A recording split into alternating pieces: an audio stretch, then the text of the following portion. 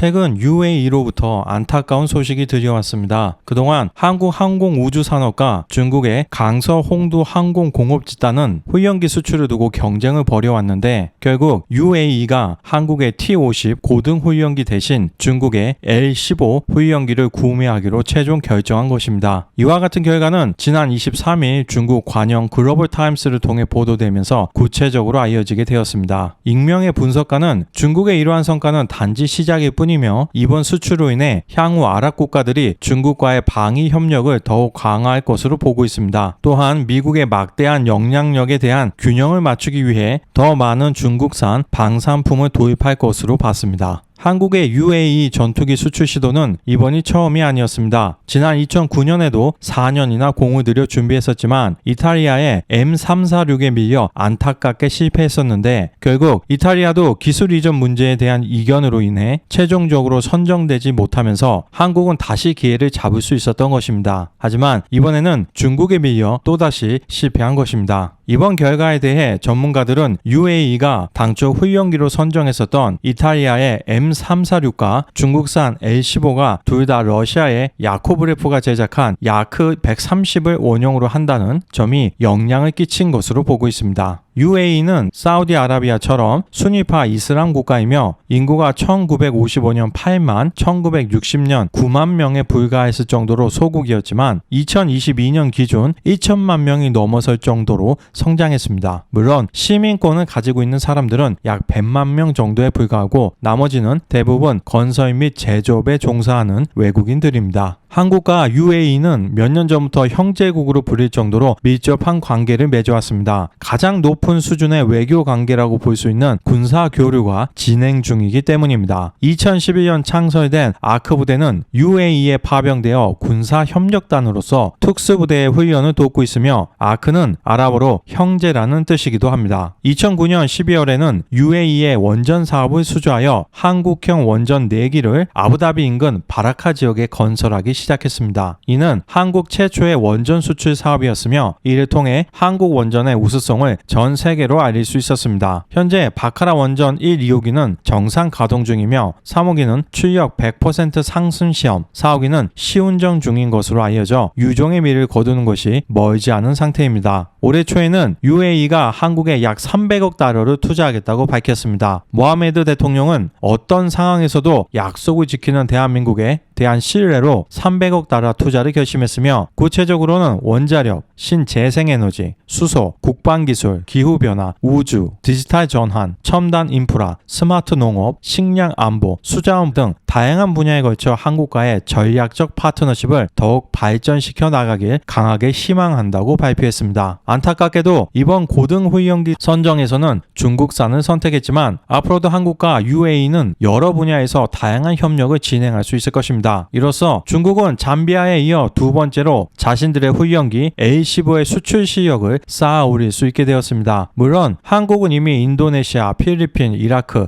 태국, 폴란드 등에 수출을 했거나 진행 중에 있으니 L15보다는 훨씬 앞서 나가고 있습니다. 또한 한국은 지난 24일에는 말레이시아에 FA50 경전투기를 18대 수출하는 계약을 체결했는데 금액만 1조 원이 넘습니다. 이는 역사상 동남아 국가들로 수출된 방산품 중 최대 규모이며 말레이시아는 향후 2차 도입 계획을 통해 추가로 18대를 더 구매할 예정입니다. 반면 중국의 이번 L15 후연기 수출은 한 가지 의문점을 남겼습니다. UAE는 먼저 12대를 수입할 계획이고 향후 36대를 추가 구매할 수 있다고 하는데 왜 필요한 48대를 한 번에 구매하지 않았을까요? 한국의 T50도 엔진은 미국의 기술인 것처럼 중국의 L15에 장착되는 엔진 역시 중국의 기술이 아닙니다. 중국은 전투기, 헬리콥터 등의 엔진을 우크라이나의 모토로시크에서 구입하고 있으며 중국 독자적인 기술은 거의 없다고 볼 수 있겠습니다. 그런데 작년부터 러시아의 우크라이나 침공이 시작되면서 중국은 더 이상 원활하게 엔진을 공급받을 수 없게 된 것입니다. 이와 비슷한 상황은 과거에도 발생했었습니다. 중국은 2017년 한 척에 4억 달러 규모의 S-26T 잠수함 3척을 태국에 공급하는 계약을 체결하며 독일산 MTU 396 디젤 엔진을 장착해 주겠다고 약속했는데 중국으로의 무기 수출을 금지하는 유럽연합의 결정에 따라 독일이 해당 엔진을 중국에 수출하지 않기로 했기 때문입니다. 이유는 중국 정부가 민주화 운동을 유혈 진압한 1989년 천안문 사태 이후로 중국의 무기 수출을 금지했습니다. 물론 그동안 독일이나 프랑스가 중국에 무기를 안 팔았던 것은 아닙니다. 지금까지는 군사용과 민간용으로 모두 사용 가능할 수 있는 이중 용도라는 명목으로 군용으로 사용될 수 있는 엔진 등을 중국에 수출해 왔습니다. 하지만 태국의 한 장군이 중국과 계약을 체결한 잠수함 3척에는 독일제 MTU 396 디젤 엔진이 들어간다고 구체적으로 언급한 게 문제가 되었습니다. 중국 잠수함의 엔진 구성은 당연히 군사 비밀이니 중국만 조용히 쓴다면 아무 문제가 없었을 것입니다. 하지만 중국이 어떤 나라입니까? 수시로 얼굴을 바꾸는 병검의 나라가 아니겠습니까? 중국은 일정 시간이 지나자 수출을 시도했는데 태국 장성이 독일산 엔진이 장착된다고 공개적으로 발표를 해버리니 독일 정부는 수출 금지를 선언할 수밖에 없었을 것입니다. 이제는 전 세계가 그동안 독일이 중국에 잠수함용 엔진을 공급해왔다는 사실까지 알게 된 것입니다. 태국은 독일산 엔진이 아니면 잠수함을 인수하지 않겠다고 해서 중국은 같은 성능의 중국산 CHD-620 엔진을 장착하겠다며 협상을 벌이는 중입니다. 이는 핵심 기술 없이 단지 낮은 단가로만 세계 무기 시장을 공략하고 있는 중국의 민낯이 그대로 드러난 사례라고 볼 수 있겠습니다. 이제 중국의 후연기 L-15에 대한 이야기를 마저 하겠습니다. 2021년 8월 언론 보도에 따르면 모토로시크가 L-15에 장착되는 AI-322 엔진의 수출 금액이 하나로 약 1조 원이 넘었다고 합니다. 중국 입장에서는 서방의 엔진을 구입할 수 없으니 어쩔 수 없이 모르토시치의 엔진을 수입해서 사용했었는데 일단 사서 쓸 때는 좋았지만 앞으로도 계속 많은 돈을 주고 구입해야 할 것을 생각하니 아까웠는지 또 중국 특유의 습관이 나오고 맙니다. 모르토시크의 기술을 빼내오기 위해 중국의 국영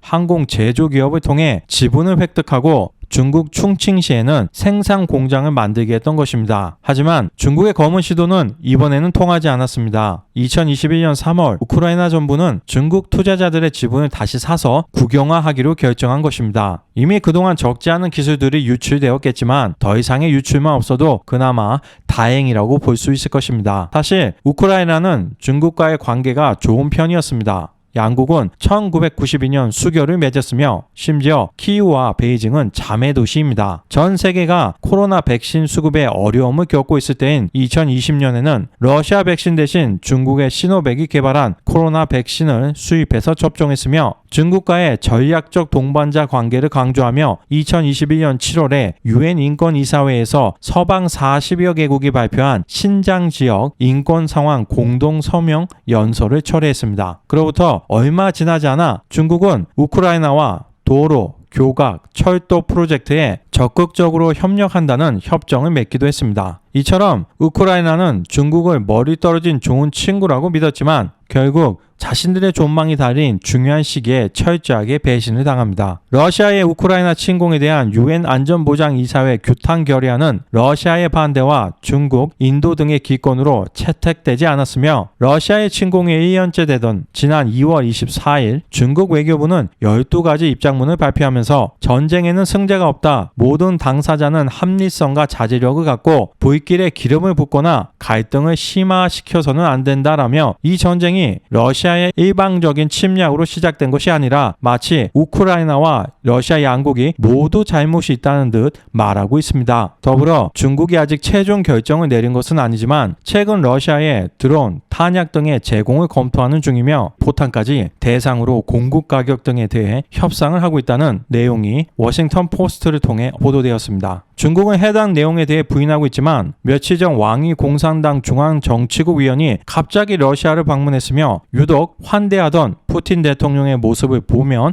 가능성이 아예 없을 것 같지는 않습니다. 현재 중국 내에는 결혼, 유학 등으로 적지 않은 우크라이나인들이 체류하고 있는데 러시아를 지지하는 중국의 모습을 보고 얼마나 많은 실망감과 분노를 느꼈을까요? 국제적인 이해관계에 따라 오늘의 친구가 내일의 적이 될 수도 있다는 게 참으로 안타까우면서도 현실적으로 받아들일 수밖에 없다는 점이 왜 국가가 강력한 경제력과 국방력을 가져야 하는지를 잘 보여주고 있는 것 같아 씁쓸한 요즘입니다.